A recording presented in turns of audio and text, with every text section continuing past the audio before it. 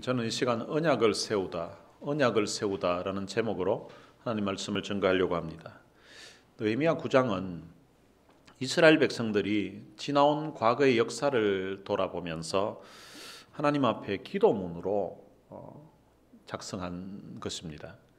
이 기도문에는 이스라엘 백성들을 향한 끝없는 하나님의 사랑, 끝없는 하나님의 은혜를 기록하고 있습니다. 그리고 또 이 기도문에는 그런 끝없는 하나님의 사랑과 은혜에도 불구하고 끝없이 하나님의 말씀에 불순종하고 하나님을 거역하고 하나님의 은혜를 저버리고 살았던 이스라엘 백성들의 모습을 또한 기록하고 있습니다. 9장에는 이스라엘 백성들의 불순종을 언급하는 구절들이 여러 곳에 기록되어져 있습니다. 첫 번째 나오는 것이 16절에서 18절에 나옵니다. 우리 조상들이 교만하고 목을 굳게 하여 주의 명령을 듣지 아니하고 거역했다고 합니다. 그리고 주께서 행하신 기사를 기억하지 아니하고 목을 굳게 하며 패역하였다고 기록하고 있습니다. 하나님께서 이스라엘 백성들에게 베풀어 주셨던 그 은혜들이 다 보면 이런 기사, 기적을 통하여서 나타나는데, 그런데 주께서 행하셨던 그 기적들을 기억하지 않았다고 말합니다. 그리고 17절에 가서는 스스로 한 우두머리를 세우고 종되었던 땅으로 돌아가고자 하였다고 합니다. 스스로 종되었던 땅으로 돌아가려고 했다는 것입니다. 이 종되었던 땅은 애굽 땅을 이야기합니다. 구약 배경에서 하나님께서 가장 큰 은혜를 베풀어 준 사건이 있다면 그것이 바로 출애굽 사건입니다. 이 출애굽 사건은 애굽 땅 종되었던 곳에서 이스라엘 백성들이 학대를 당하고 고통 가운데 하나님 앞에 부르짖었을 때에 그들의 부르짖음을 들으시고 하나님이 그들에게 큰 긍휼과 은혜를 베풀어 준 사건입니다. 하나님이 이 이스라엘 백성들을 그 종되었던 애굽 땅에서 구원해 내시고 그리고 그들에게 자유를 주시기 위해서 하나님은 엄청난 대가를 지불하십니다. 어떤 대가를 지불하시는가 하면 하나님께서 애굽에 엄청난 재앙을 내리시고 애굽의 장자들을 다 죽입니다. 그리고 홍해를 건넜을 때에 그 추격해오던 애굽의 군대들을 다 그곳에서 멸하셨습니다. 그런 엄청난 대가를 지불하고 하나님이 이스라엘 백성들에게 자유를 주신 것입니다. 그런데 이 이스라엘 백성들이 하나님께서 베풀어 주셨던 그 구원의 놀라운 은혜를 하나님 앞에 정면으로 거역했다는 것입니다. 거부했다는 것입니다. 신약의 배경으로 설명한다면 하나님께서 허물과 죄로 죽을 수밖에 없었던 그 인생들을 위하여서 하나님이 하나밖에 없는 자기 아들을 십자가의 죽음에 내어주셨습니다. 그 십자가의 죽음을 통하여서 죄사함을 받게 하고 하나님의 자녀가 되는 그런 놀라운 은혜를 베풀어 주셨습니다. 그런데 그 하나님께서 베푸신 은혜를 거역하는 것과 동일합니다. 그리고 18절에 보면 송아지를 부어 만들고 이가 애굽에서 나오게 한 신이라 하면서 하나님을 크게 모독했다라고 그렇게 말합니다. 그 다음 하나님 앞에 불순종하는 그 내용이 오늘 본문 26절에 나옵니다. 그들은 순종하지 아니하고 주를 거역하며 주의 율법을 등지고 주께로 돌아오기를 권면하는 선지자들을 죽여 주를 심히 모독하였다고 말합니다. 그러니까 하나님의 말씀을 그들이 듣지 않았다는 것입니다. 순종하지 않았다는 것입니다. 거역했다는 것입니다. 심지어는 주께로 돌아오라고 외치는 그 선지자들을 아예 그냥 죽였다는 것입니다. 처음에는 이들이 선지자들이 돌아오라고 하니까 귀를 막았습니다. 귀를 막더니 나중에는 아예 그들을 죽여버리는 그런 일을 통하여서 하나님을 모독했다는 것입니다. 그리고 난 다음에 하나님께서 그들에게 어려움이 있자 그들이 하나님 앞에 부르짖으니까 하나님이 그들을 구원해 주십니다. 구원해 주었음에도 불구하고 28절에 보면 그들이 평강을 얻은 후에 그러니까 지금 어려운 문제가 해결이 되었고 평강이 주어졌다는 것입니다. 그때 그들의 반응은 다시 주 앞에서 악을 행함으로 이렇게 기록하고 있습니다. 다시 악을 행했다는 것입니다. 좀 살만해지니까 이제 아무런 어려움이 없이 평탄한 것 같으니까 다시 주 앞에서 악을 행했다라고 말합니다. 근데 29절에 보면 다시 주의 율법을 복종하게 하시려고 그들에게 경계하셨으나 그들이 어려운 가운데 있어서 하나님이 구원해 주셨는데 다시금 떠나가려고 할 때에 하나님이 그들을 경계하고 하나님이 다시금 돌아오라고 했습니다. 그런데 그때 이스라엘 백성들의 반응은 그들이 교만하여 사람이 준행하면 그 가운데에서 삶을 얻는 주의 계명을 듣지 아니하며 주의 규례를 범하여 고집하는 어깨를 내밀며 목을 굳게 하여 듣지 아니하였다고 그렇게 기록하고 있습니다. 하나님이 계속해서 그들에게 말씀을 전함에도 불구하고 그들이 교만했다는 것입니다. 그리고 사람이 준행하면 그 가운데서 삶을 얻는다고 합니다. 그러니까 하나님이 살 길을 열어주시는데 이 말씀대로 살기만 하면 산다는 그 말씀을 해 주었음에도 불구하고 그들이 그 말씀을 듣지 아니했다는 것입니다. 하나님께서 계속해서 말씀함에도 불구하고 이스라엘 백성들은 거듭 하나님의 말씀을 거역하고 불순종했다는 것입니다. 그럼에도 불구하고 하나님은 계속해서 그들을 불쌍히 여기시고 그들에게 긍휼을 베풀어 주시고 그들에게 용서하시는 은혜를 베풀어 주셨다라고 성경은 말하고 있습니다. 하나님께서 이스라엘 백성들에게 베풀어 주셨던 은혜는 애굽 땅에서부터 가나안 땅까지 그 은혜가 끊이지 않고 계속되었습니다. 그런 하나님의 역사와 하나님의 은혜들을 모든 이스라엘 백성들이 다 눈으로 보고 몸으로 체험했었습니다.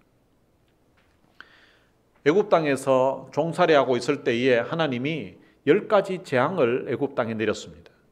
그런데 그때 당시 이스라엘 백성들은 고센 땅에 살고 있었는데 온 애굽 땅에 재앙이 내릴 그때에 하나님이 고센 땅에는 재앙이 내리지 않도록 하나님이 보호해 주셨습니다.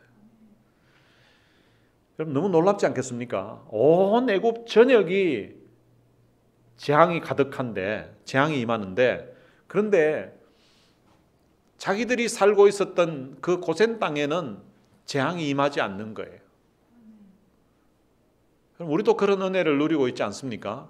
온 세상이 지금 코로나로 확진자가 계속 늘어난다 그러고 죽는 사람이 많다고 하는 뉴스를 접하면서 살아가는데 우리 식구들이 다 건강하게 지금 약 11개월째 지내고 있다는 이 사실이 너무나 놀라운 하나님의 보호와 은혜 속에 우리가 살고 있다는 것입니다.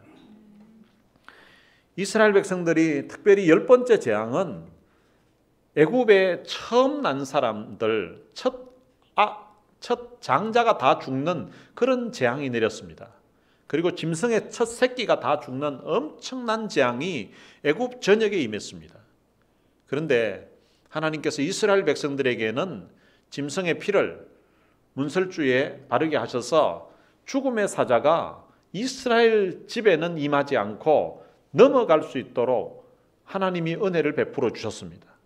온 애굽 땅에 다 장자가 죽어서 짐승이 죽어서 통곡하는 소리가 애곡하는 소리가 가득할 때에 고센 땅에 머물고 있었던 이스라엘 백성들의 집에는 곡하는 소리가 들리지 않았다는 것입니다. 너무나 놀라운 역사 아닙니까? 거기에다가 애굽 땅을 나올 때에도 빈손으로 나오지 않았습니다. 애굽 사람들의 집집마다 가서 금 내놓으라고, 은 내놓으라고, 폐물 내놓으라고 하니까 이 사람들이 마치 폐물을 준비하고 있었던 양 다 이스라엘 백성들에게 집에 있는 건 내주었습니다.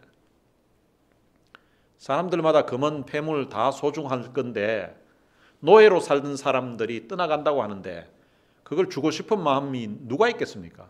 그런데 하나님이 역사하시니까 애굽에 있는 사람들이 이거 주지 않았다가는 장자가 문제가 아니라 자기들 다 죽겠다 싶으니까 다 재물을 내주는 그런 놀라운 역사를 그들이 직접 경험했었습니다. 그리고 홍해 앞에 도착했어도요, 홍해가 갈라지고 그 홍해 바다가 마른 땅이 되어서 마른 땅을 걷게 되는 그런 놀라운 기적을 그들이 경험했습니다. 그럼 그들만 그런 기적을 경험하는 것이 아니라, 그런데 뒤에 따라오던 바로의 군대, 애굽의 군대는 물이 다시 원상태로 돌아가니까 거기에서 자기들은 다 건너왔는데, 건너왔던 그 자리인데 그들은 다 함께 바다에 몰살당하는 그런 놀라운 역사를 그들이 홍해를 건너고 나서 다 함께 보았습니다. 너무 감격해서 춤을 추고 노래를 부르면서 온 백성들이 감격한 적도 있었습니다. 그리고 마라의 썬물을 달게 만드시는 하나님의 놀라운 역사를 그들이 맛보았습니다. 그리고 광야에서 먹을 것이 없었는데 날마다 아침이면은 만나가 바깥에 나가면 마치 비가 온 것처럼 땅바닥에 쏟아져 내려 있었던 그 만나를 그들이 40년 동안을 그들이 먹었습니다. 매일같이 내린다면 광야에는 원래 이런 게 내리는 모양이다 생각할 수 있는데 6일 동안 내리고 안식일 날은 내리지 않았습니다. 너무나 신기하지 않습니까? 6일은 매일같이 내리는데 또 6일째는 또 배나 내려가지고 이스라엘 백성들이 그 다음 날 끝까지 양식을 준비할 수 있도록 하나님이 역사해 주셨습니다. 광야에 물이 없는데 오아시스를 하나님이 주시기도 하고, 오아시스가 없을 때에는 반석을 쪼개어서 그곳에서 물이 강같이 흘러나오도록 하나님이 역사해 주셨습니다. 그리고 밤에는 불기둥으로, 낮에는 구름기둥으로 하나님이 그들과 함께 하신다는 사실들을 그 광야에서 낮이고 밤이고 그들은 체험하면서 살았습니다. 그리고 요단강을 건너서 가나안에 들어갈 때에도 그때 홍수가 나서 강이 범람한 그런 상황인데, 그런데 그 강물이 멈추게 되는 그런 놀라운 역사를 그들이 함께 경험하고 요단 땅을 마른 땅같이 그렇게 건너게 되었습니다. 그리고 그 견고했던 여리고성을 자기들이 성벽을 기어 올라가서 무너뜨린 것이 아니라 하나님의 말씀 믿고서 그냥 돌기만 하고 그냥 소리를 질렀는데 그 견고한 성이 무너지는 그런 놀라운 역사를 그들이 보았습니다.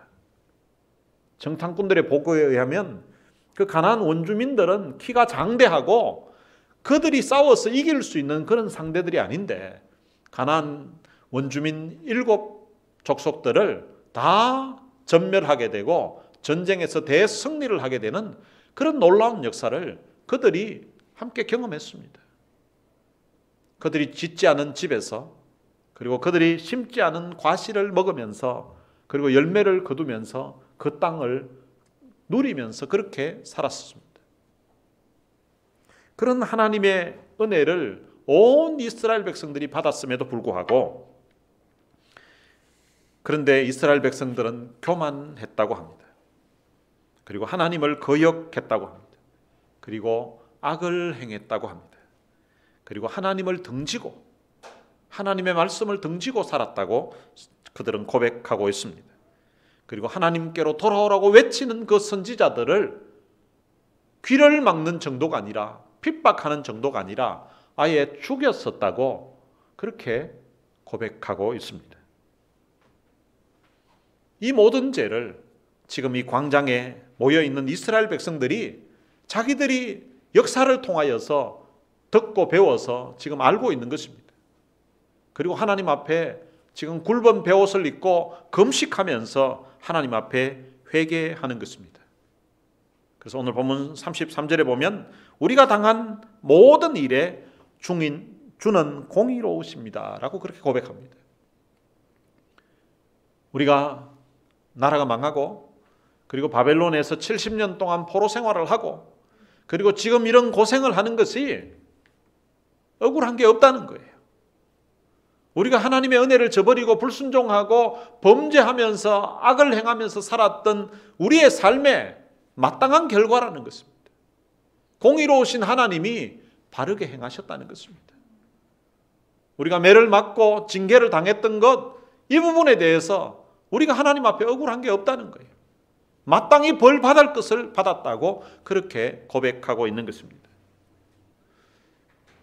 저희 장인어른이 저희 집 사람이 고등학교 다닐 때 은혜를 받고 이제 장인어른을 전도하려고 하나님 앞에 눈물로 기도하면서 하나님 우리 부모님 영혼 구원해 달라고 예수 믿게 해달라고 기도를 했습니다.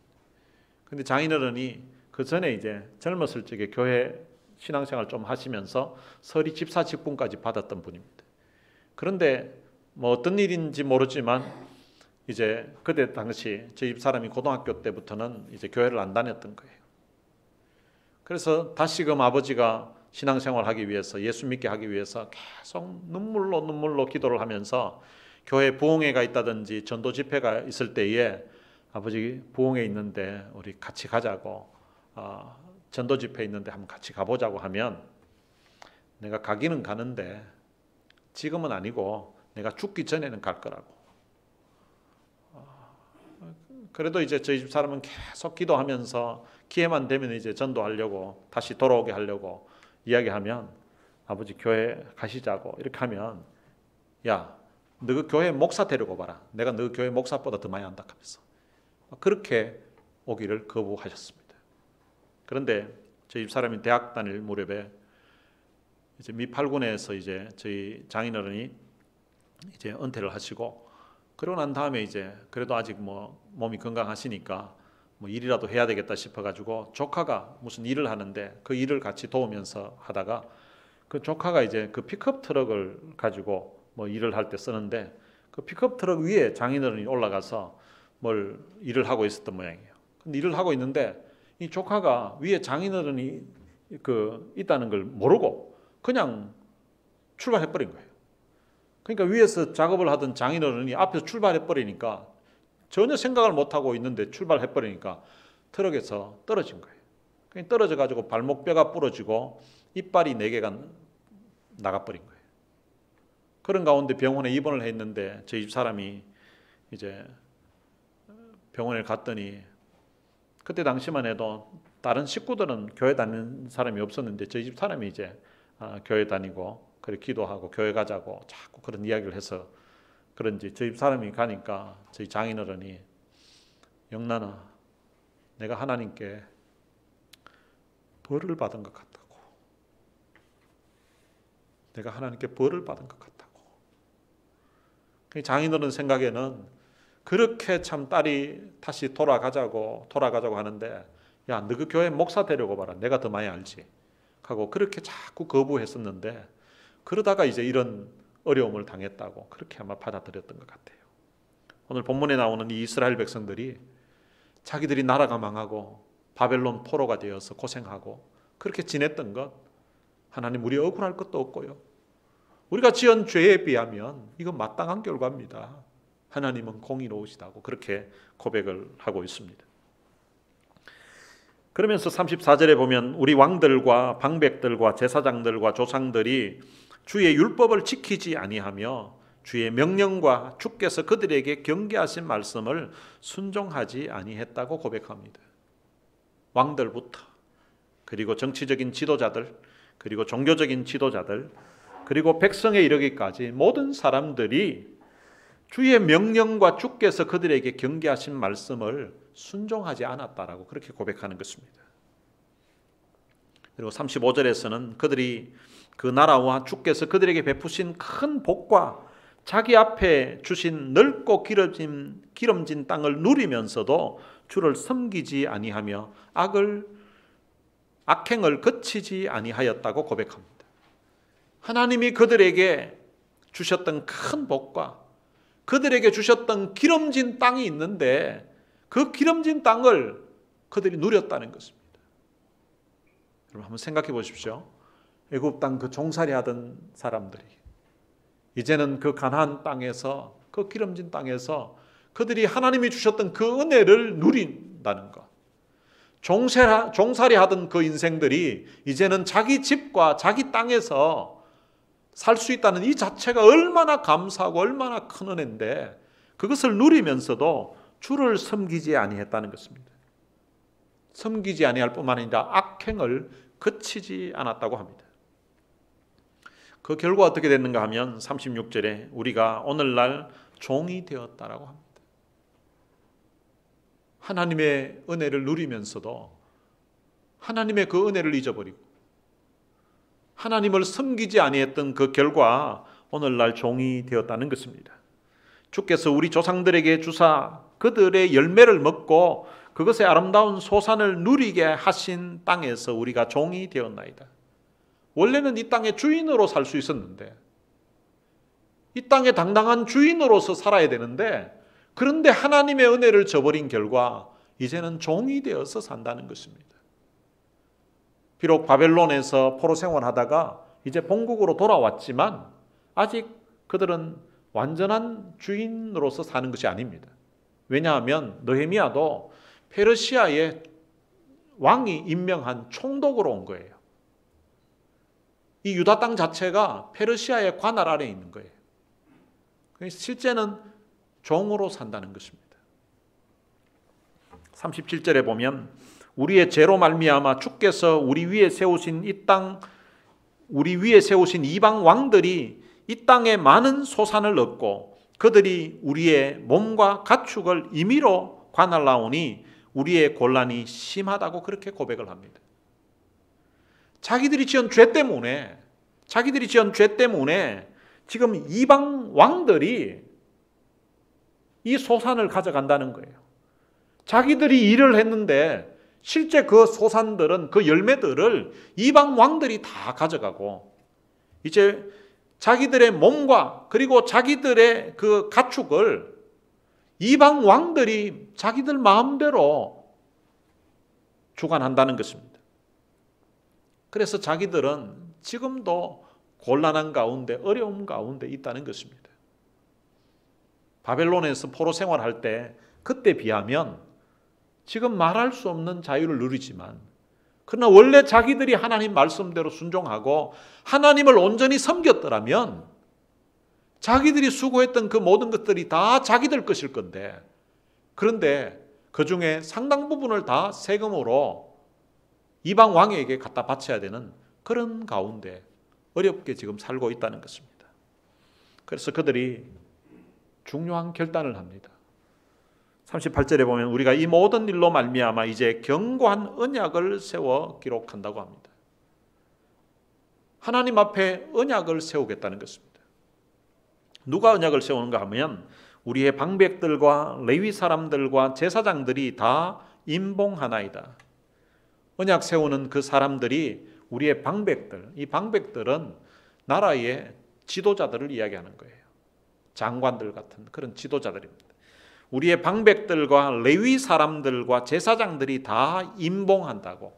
임봉한다는 말은 도장을 찍는다는 말이에요. 미국식으로 하면 서명을 한다는 말이에요. 계약을 한다는 것입니다. 연대 보증을 해가지고 이제 자기들이 사인을 한다는 거예요. 지금 이 정치적인 그 지도자들과 종교적인 그 지도자들이 하나님 앞에 언약을 세운다는 것입니다. 이 하나님 앞에 이 지도자들이 언약을 세운다는 말은 이 지도자들은 이스라엘 백성들을 대표하는 사람들이에요. 그러니까 온 백성들이 하나님 앞에 언약을 세운다는 것입니다. 고대에서는 언약을 세울 때에 어떻게 했는가 하면 짐승을 잡아서 반으로 쪼갭니다. 그리고 이제 계약서를 작성합니다. 그리고 나서 계약서를 두 사람이 나눠 가지고요. 그리고 계약 당사자가 이 쪼개진 그 짐승 사이로 지나갑니다. 그 의미는 만약에 이 언약을 당신과 나 사이에 누가 파기하게 되면 그 사람은 죽어도 마땅하다고.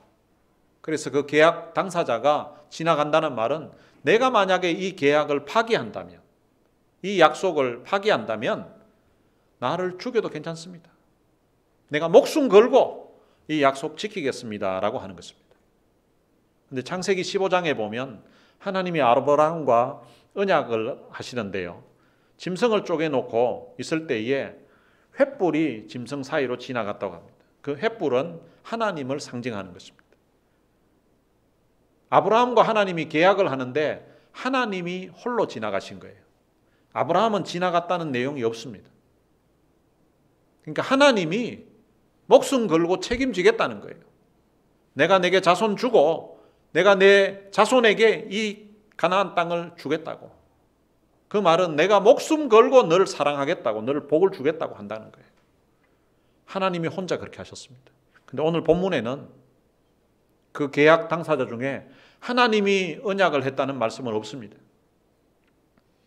방백들과 레위 사람들과 제사장들이 언약을 세웠다는 거예요.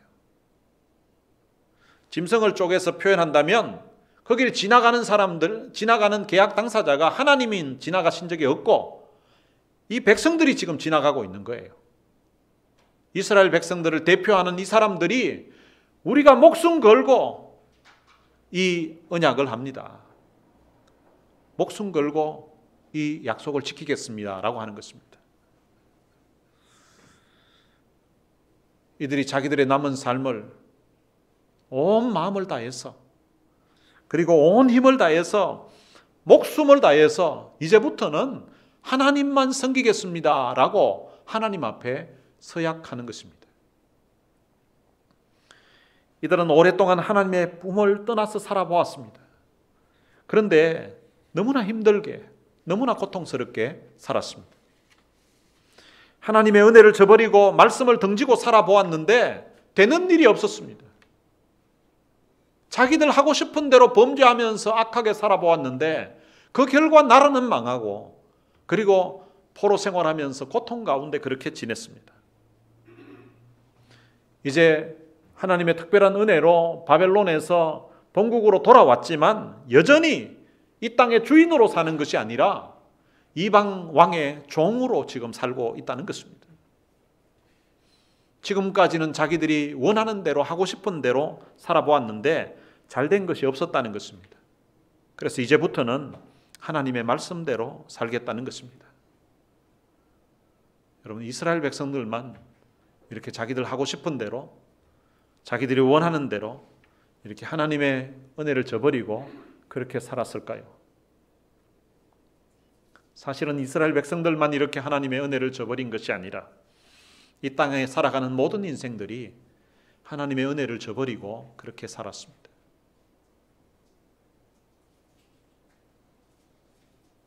우리도 사실은 하나님의 은혜를 저버리고 그렇게 살고 있는지도 모르겠습니다.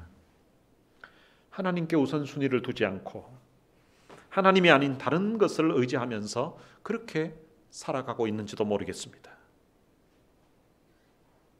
우리는 우리의 삶을 돌아보면서 오늘 본문에 나오는 이스라엘 백성들처럼 굵은 베옷을 입고 하나님 앞에 회개해 본 적도 없고 그리고 금식하면서 하나님 앞에 회개해 본 적도 별로 없는 것 같습니다.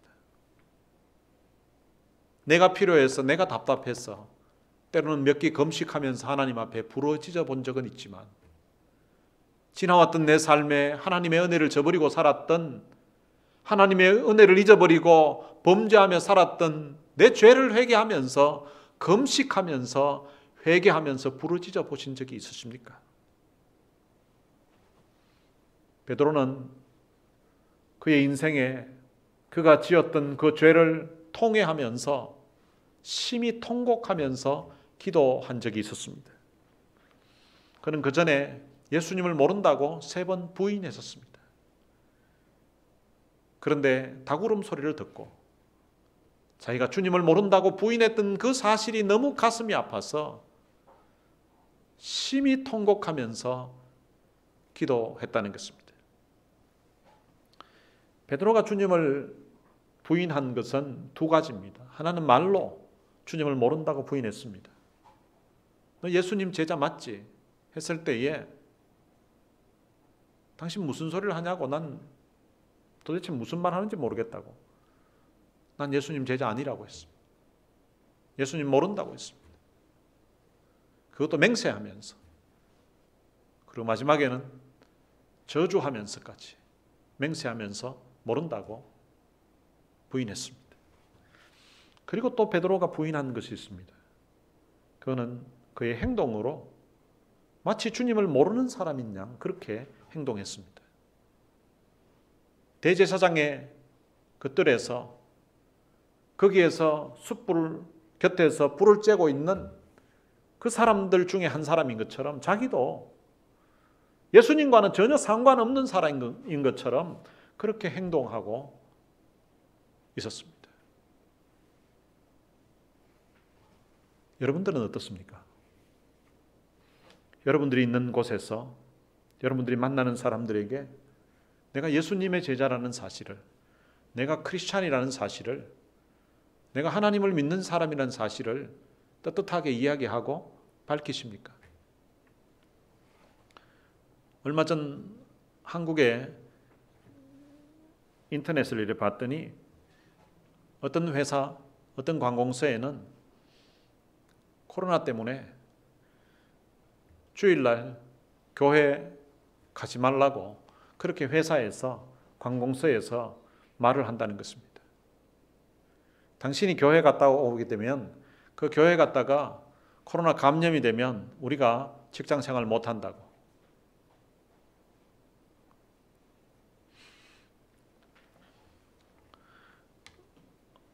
얼마 전 뉴욕 주지사가 행정명령을 내렸습니다. 교회를 비롯한 종교 단체들에게 예배 숫자를 제한하는 그런 행정명령을 내린 것입니다. 모임에 10명 이상 참석하지 말라. 이렇게 이제 제한을 둔 적이 캘리포니아에도 있었죠. 근데 거기에 대해서 이제 가톨릭과 정통파 유대교 측이 소송을 했습니다. 수정헌법 1조를 위반했다는 것입니다. 감염병 사태에서도 헌법이 뒤로 밀리거나 잊혀져서는 안 된다고 예배 참석 규제는 종교의 자유를 보장한 수정헌법 제1조를 위반한 것이라고 지난 25일 날 연방대법원에서 판결을 했습니다. 그래서 이제는 미국 어느 주지사도 예배 모임을 제한할 수가 없습니다. 미국 헌법으로 못하게 되어 있습니다. 지금도 캘리포니아 주지사는 소모임을 금하고 있습니다. 행정명령으로 금지한 것입니다. 그런데 자신은 11월 6일 날 자신의 정치 고문인 제이슨 키니의 생일잔치에, 생일 파티에 그가 참석을 했습니다. 그것이 기자들에게 이제 알려져 가지고 이것이 언론에 보도된 적이 있었습니다. 그리고 그가 사과를 한 적이 있었습니다. 여러분, 만약에 개빈 뉴섬이 적어도 그때 당시 모인 사람이 12명이 넘는다고 했는데요. 자기는 10명 이상 모이지 말라고 해놔놓고, 근데 그 모임에 가면 자기가 코로나에 걸리게 되고, 그리고 코로나에 걸리면 죽는다고 그렇게 자기가 믿고 있었다면 그 모임에 갈 수 있었겠습니까? 자기는 거기 가도 저녁 한 끼 먹는다고, 생일잔치에 간다고 코로나 안 걸린다는 사실을 그는 알고 있었을 것이고, 혹 코로나에 걸린다 할지라도 자기가 죽는 일은 없다는 것을 알고 있었을 것입니다. 그렇기 때문에 갔을 것입니다.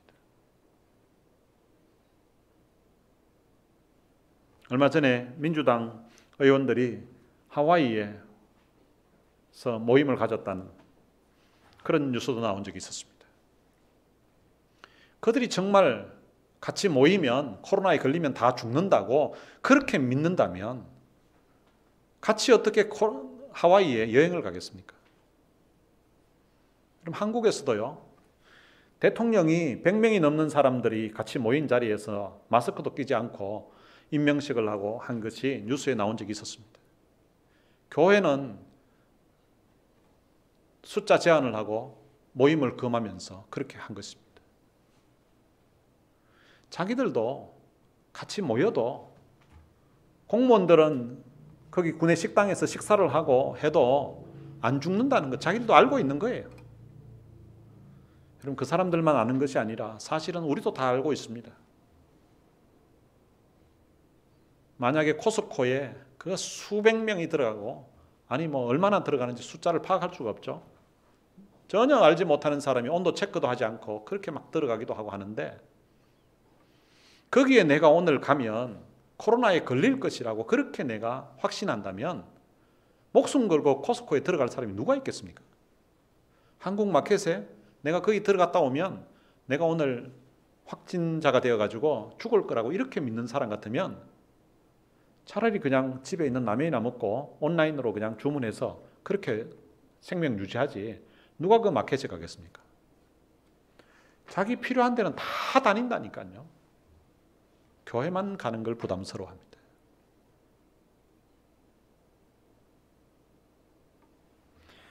오늘 우리도 새로운 결단을 했으면 좋을 것 같습니다. 오늘 우리가 이렇게 신앙생활하는 것이 하나님 앞에서 옳은 일인가 한번 생각해 봐야 될 것 같습니다. 이스라엘 백성들이 자기들 하고 싶은 대로 자기들 원하는 대로 그렇게 살아보았는데 제대로 되는 일이 없었습니다. 그래서 그들이 금식하면서 굵은 베옷을 입고 하나님 앞에 회개하고 이제 결단을 한 것입니다. 우리를 위해서 출애굽의 은혜를 베풀어 주시고 지금까지 놀라운 은혜를 베풀어 주셨던 그 하나님의 은혜를 마음에 새기면서 지금까지 자기 조상들과 자기들이 하나님 앞에 범했던 그 죄를 회개하면서 이제는 하나님 말씀대로 살겠습니다. 이제는 온 마음 다해서 온 힘을 다해서 우리 목숨 걸고 하나님 말씀대로 살겠습니다. 하나님 사랑하며 살겠습니다. 하나님 섬기며 살겠습니다. 라고 언약을 한 것입니다. 우리들도 우리를 위해서 하나밖에 없는 아들을 십자가에 내어주셨던 그 하나님의 크신 사랑, 하나님의 크신 은혜를 우리가 다시 한번 마음에 새기면서 앞으로 남은 삶을 온 마음 다해서 온 힘을 다해서 예수 날 위해 죽으셨으니 나도 예수 위해 죽겠다는 그런 결단과 각오로 우리 주님을 사랑하면서 살겠다는 그런 마음의 새로운 다짐과 결단을 하고 이스라엘 백성들이 하나님 앞에 언약을 세우는 것처럼 오늘 우리의 신앙의 삶에서도 그냥 대충 이렇게 영상으로 설교 안 보고 그렇게 예배드리면서 살 것이 아니라 하나님 앞에 결단하고 새롭게 믿음으로 살아가게 되시기를 주님의 이름으로 축복합니다. 오늘 들은 말씀을 생각하면서 같이 찬양을 한 곡 부르겠습니다. 낙엽처럼 살아온 내 모습이 부끄러워 나의 모습 감추려고 어두운 길 걸었네 라는 찬양입니다.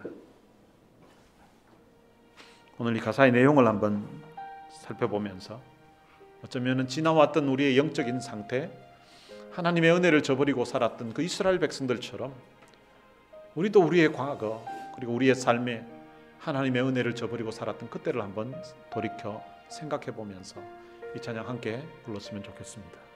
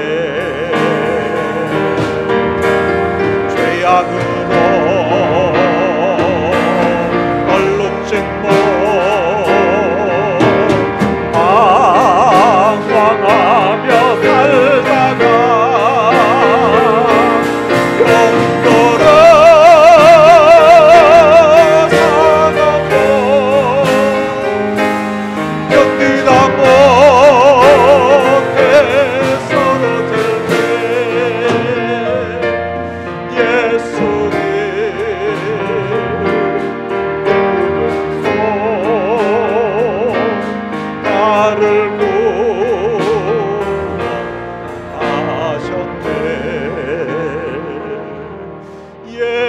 주님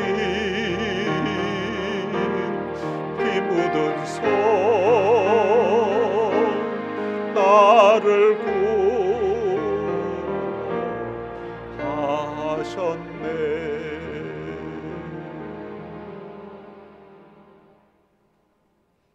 오늘 들은 말씀 생각하면서 끝없는 하나님의 은혜, 말로 표현할 수 없는 그 하나님의 사랑을 받았음에도 불구하고 거듭거듭 하나님의 은혜를 저버리고 살았던 그 이스라엘 백성들처럼 어쩌면 우리도 수없이 말씀을 통해서 우리의 마음에 감동을 주시고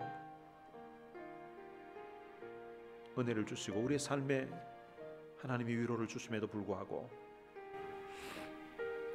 계속해서 하나님의 그 뜻을 거역하고 성령의 음성을 외면하고 우리 하고 싶은 대로 내가 원하는 방식으로 살고 있는 우리 자신의 모습을 이 시간 한번 돌아보면서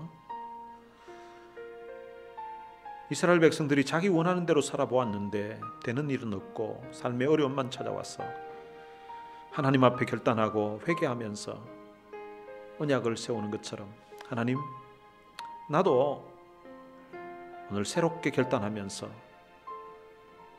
날 위해서 아들을 십자가에 내어주셨던 그 하나님을 내 온 마음을 다해 사랑하면서 온 입을 다해 사랑하면서 목숨 다해 사랑하면서 살겠습니다 라는 그런 결단의 기도를 우리 시간 같이 드렸으면 좋겠습니다. 우리 다 같이 들은 말씀 생각하면서 통성으로 기도하시겠습니다. 살아계신 아버지 하나님, 은혜를 감사합니다. 땅의 많은 사람 가운데 저희를 선택해서 하나님의 귀한 자녀 삼아주신 것 참으로 감사합니다.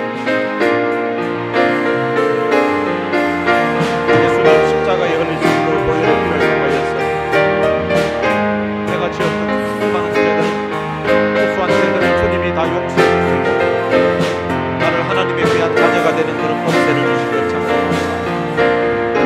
지금까지 내 인생에 하나님 말로 표현할 수 없는 하나님의 위로와 하나님의 은혜를 주셨습니다.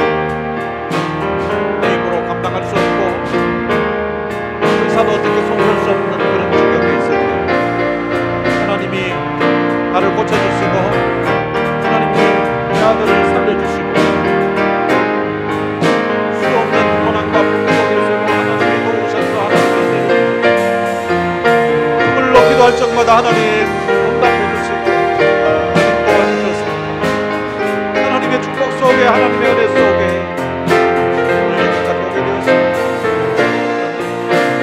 하나님, 제가 하나님의 은혜를 저버리고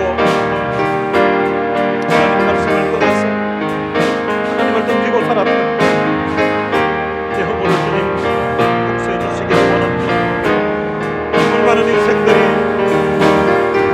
하나님 앞에 나와서 눈물로 회개하고 주의 은혜를 구하며 주께서는 은혜로우시고 자비로우시고 긍휼이 풍성하셔서 한없는 하나님의 은혜와 긍휼을 베풀어 주셔서 하나님 내게도 그런 긍휼과 은혜를 베풀어 주셔서 오늘 여기까지 올 수 있도록 해주시고 하나님 참으로 감사합니다. 하나님 긍휼을 주님 감사해 주시기를 원합니다. 하나님 이상한 은혜 속에 살았는데 넘치는 하나님의 긍휼 속에 축복 속에 살았는데 그 하나님의 은혜를 누리면서도 하나님을 온전히 섬기지 못했던 하나님 앞에 온전하게 충성하지 못했던 하나님 앞에 온전하게 내 마음을 들이지 못했던 하나님 내 허물을 주님 용서해 주시기를 원합니다. 마치 말로 어떤 때는 행동으로 마치 주님 제자가 아닌 것처럼 묵상하는 것처럼 했던 하나님이여 하나님이여 나를 불쌍히 여겨주시고 내게 긍휼을 베풀어주시고 이 시간 주의 은혜로 다시 한번 회개하고 주님 앞에 나아가오니 하나님이여 내게 은혜를 주시고 내게 긍휼을 베풀어 주옵소서. 하나님 역사하시는 하나님의 은혜 그 긍휼의 은혜를 다시 한번 베풀어 주시기를 원합니다. 하나님이여 다시 한번 하나님 앞에 결단하고 하나님 앞에 믿음으로 설 수 있도록 하나님 도와주옵소서. 하나님 온 이스라엘 백성들이 앞에 금식하며 배옷을 입고 하나님 앞에 언약을 세우는 것처럼 하나님 우리도 이런 주님 위기 가운데 있을 때에 하나님 어떤 미지근하게 신앙생활할 것이 아니라 하나님 앞에 목숨 걸고 결단하고 날 위해서 하나밖에 없는 아들을 주셨던 그 하나님을 위하여서 하나님의 영광을 위하여서 내 마음을 드리고 내 몸을 드리고 내 삶을 품부르째 드리겠다고 결단하게 하여 주옵소서. 자비하신 아버지 하나님, 받은 사랑 받은 은혜 생각하면 너무 크고 놀라운데 그 하나님의 은혜를 저버리고 살았던 우리들을 주님 추장하게 하셨습니다. 하나님이여 하나님이여 이제는 주님 코로나가 끝나고 하나님 앞에 내 믿음의 결단을 할 수 있도록 해주옵소서. 다니엘에게 주셨던 그런 믿음의 결단이 있게 해주옵소서. 하나님이여 사드락과 메삭과 아벳네고에게 있었던 그런 믿음의 결단이 있게 주시옵소서. 하나님의 스타처럼 죽으면 죽으리라는 그런 각오로 하나님 앞에 받은 은혜에 대한 감사와 감격하는 마음 가지고 주를 위해 살아가는 저들이 될 수 있도록 우리 하나님 도와주시기를 원합니다. 하나님 어떤 미지근하게 주님 신앙생활하지 않도록 도와주시고 하나님 앞에 언약식을 하는 것처럼 결단하고 각오하면서 믿음으로 살아갈 수 있도록 은혜를 베풀어 주시옵소서. 이 시간 함께 기도하는 사랑하는 모든 성도들을 심령에 하나님이 이 시간 함께 해주시기를 원합니다. 성령께서 저들의 마음에 감동을 주시고 은혜를 주셔서 확신 있게 고백하게 하시고 믿음으로 고백하게 하시고 하나님 앞에 바르게 살겠다고 하나님 앞에 정직하게 살겠다고 결단할 수 있도록 우리 하나님 은혜를 주시고 받은 바 사랑이 너무 커서 받은 바 은혜가 너무 커서 이제는 주님 앞에 나와서 믿음으로 살 것을 다짐할 수 있도록 우리 하나님이 역사해 주시고 하나님이 도와주옵소서. 그렇게 언약할 때 하나님이 돌보시는 그런 역사가 일어나게 하여 주시옵소서. 하나님 아버지 은혜를 감사합니다. 애굽에서 가나안까지 하나님이 베풀어 주셨던 그 은혜는 말로 표현할 수 없을 정도로 너무나 참 놀랍고 위대했었는데 그런데 그 하나님의 크신 은혜를 저버리고 하나님을 등지고 하나님의 말씀을 거역하면서 살았던 그 이스라엘 백성들이 바벨론 포로 이후에 연속되는 그런 고통과 아픔 속에서 이제는 하나님 말씀대로 살겠다고 이제는 하나님 뜻대로 살겠다고 목숨 걸고 하나님을 섬기면서 살겠다고 언약을 세우고 있는 것처럼 하나님 우리들도 주님 떳떳 미지근하게 신앙생활할 것이 아니라 우리를 위해서 하나밖에 없는 아들을 십자가에 내어주셨던 그 하나님의 은혜에 감사하고 감격해서 남은 삶을 우리의 온 마음 다해서 그리고 우리의 온 힘을 다해서 나아가서 우리의 목숨을 다해서 하나님을 뜨겁게 사랑하며 살 것을 우리의 마음에 다짐하고 결단하는 그런 은혜가 있게 하여 주옵소서. 우리 주 예수 그리스도의 은혜와 하나님의 무한하신 사랑과 성령님의 위로교통 충만하심이 하나님 앞에 결단하고 믿음으로 살 것을 마음에 다짐하는 주의 귀한 자녀들 머리머리 위에 이제로부터 영원토록 함께 있을지어다. 아멘.